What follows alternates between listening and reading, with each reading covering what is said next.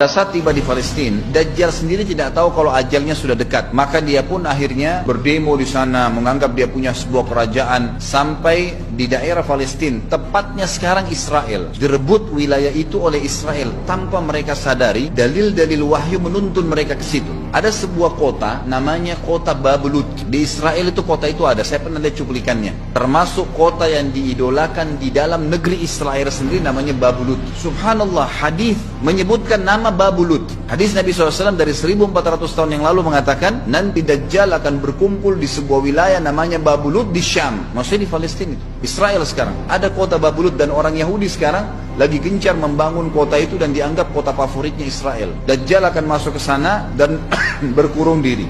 Keluar dari kota Madinah satu orang yang namanya seperti namanya Nabi Muhammad SAW, Muhammad bin Abdullah, dan dia dari turunan Nabi SAW juga. Kata Nabi SAW, akan keluar nanti seseorang dari kota Madinah, dari keturunanku yang namanya seperti namaku, Muhammad bin Abdullah. Juga sama posternya, parasnya seperti aku, sama dengan Nabi SAW, persis alisnya, rambutnya, kulitnya dari turunan Nabi SAW, tapi dari asli kota Madinah. Sebagian ulama hadis mengatakan dari turunan Hasan radhiyallahu anhu ajmain, tapi akhlaknya bukan seperti akhlakku. Tentu tidak mungkin ada orang yang sama dengan akhlak Nabi SAW.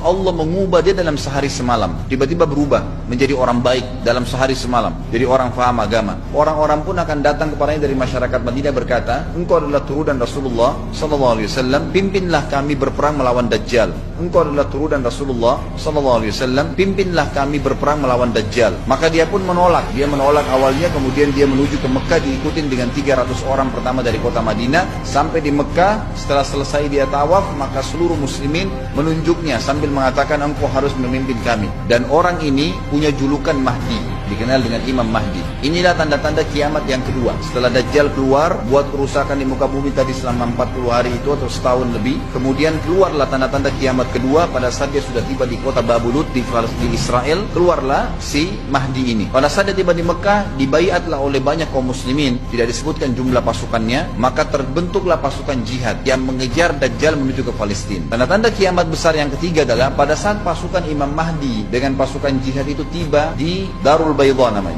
kota putih yang ada menara putihnya, dan itu sekarang di negeri Syam, tepatnya di Damaskus, ibu kota Syria. Hadis menyebutkan di menara itulah, di masjid itulah Imam Mahdi mampir sholat asar bersama pasukannya. Pada saat itulah datang tanda-tanda kiamat besar yang ketiga, yaitu turunnya Nabi Isa alaihissalam. Kata Nabi SAW dalam hadis Bukhari, hadis Muslim, hadis Sahih semuanya, dikatakan Isa alaihissalam akan turun sambil memegang kedua sayapnya malaikat, dan dari rambutnya yang basah meneteskan air, dan semua muslimin waktu itu menyaksikan. Dan ini wahyu, penyampaian, pasti terjadi. Maka dia pun turun, lalu kemudian dia masuk, dan orang-orang pada saat itu mengenalnya kalau dia adalah Isa, dan mereka sudah tahu ini masanya turunnya, keluarnya Dajjal. Mahdi sudah ada, mereka tahu akan turun Isa. Sudah ada informasi seperti yang disampaikan ke Bapak Ibu sekarang, itu multi muslimin zaman itu sudah tahu semua.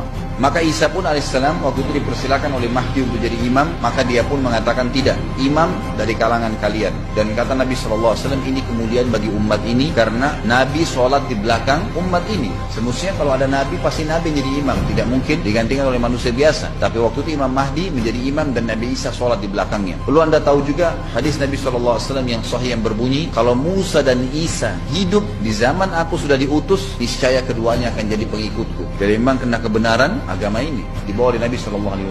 Sholatlah mereka, kemudian mereka menuju ke Palestina. 3 tanda-tanda kiamat sekaligus terjadi. Nabi Isa alaihissalam akhirnya tiba dengan pasukan mujahidin di depan pintu gerbang Babulut. Kemudian orang-orang Yahudi tidak kenal, tidak tahu Nabi Isa, tidak tahu tentang itu Mahdi. Mereka belum tahu ini. Mereka berbangga-bangga saja. Lalu mereka berkata kepada Dajjal, ada pasukan, segelintir pasukan yang mau menyerang kita. Dajjal mengatakan, bukakan pintu gerbang. Mereka tidak akan mampu melawan kita karena pasukannya mereka banyak memang. Maka Dajjal dengan sombongnya menunggu di depan pintu gerbang. Pada saat dibuka, Dajjal kaget melihat ada Isa alaihissalam. Dan pada saat itu kata Nabi SAW, Dajjal faham kalau sudah tiba ajalnya. Begitu melihat Isa alaihissalam, dia lari dan badannya sambil meleleh di depan para pengikutnya. Lalu Isa alaihissalam mengejarnya, mengatakan, wahai musuh Allah, saatnya kau akan menemui ajalmu. Ditusuklah dengan tombak emas di antara 2 matanya, maksudnya di dahinya, ditusuk oleh Isa alaihissalam dan matilah Dajjal. Pada saat Dajjal mati, pengikutnya pada ketakutan semua. Mereka anggap Dajjal Tuhan, mereka anggap Dajjal orang yang perkasa lah, orang yang kebal lah, beragam macam kelebihan. Mereka kaget pada saat mati. Maka seluruh pengikut Dajjal dari kaum Yahudi akan bersebaran sembunyi di bawah batu dan pohon, di atas batu dan di bawah pohon. Semuanya batu dan pohon itu akan berbicara kepada setiap pasukan mujahidin, berkata, wahai muslim, ini Yahudi di atas saya atau di bawah saya. Batu bilang ini Yahudi yang sembunyi, yang pohon mengatakan, wahai muslim, ini Yahudi, bunuhlah dia. Maka dibunuhlah orang-orang Yahudi tersebut yang menjadi pengikut Dajjal oleh kaum muslimin, kecuali satu pohon, namanya pohon Garqad. Dan apakah Bapak Ibu sudah tahu, sekarang pemerintah Israel besar-besaran menanam pohon itu. Satu dunia ini semuanya Islam. Hadis sahih, kata Nabi SAW, Islam akan masuk ke setiap rumah dengan kemuliaan atau terhina. Enggak ada lagi penolakan terhadap Islam. Itu hadis sahih. Maka Nabi Isa AS memimpin pada saat itu, disebutkan dalam hadis, 40 tahun dengan ketenangan menerapkan hukum Islam. Kata Nabi SAW, bagaimana awal umat ini bisa sesat sementara aku yang pimpin, dan bagaimana akhir umat ini bisa sesat sementara yang pimpin mereka Isa, dengan menjalankan hukum-hukumku. Dari Nabi Isa AS nanti menerapkan Al-Quran seperti yang kita lakukan, sholat, segala ini sudah selesai, dikerjakan semua. Dalam hadis lain dikatakan Isa AS akan menghancurkan semua salib, membunuh semua babi. Nggak ada seekor babi pun hidup di muka bumi pada saat itu, semua salib dihancurkan. Dan yang menjadi tidak ada agama lain, semua Nasrani, Yahudi, Hindu, agama apa saja habis semuanya. Semuanya beriman kepada Allah Subhanahu wa ta'ala dan menjadi muslim.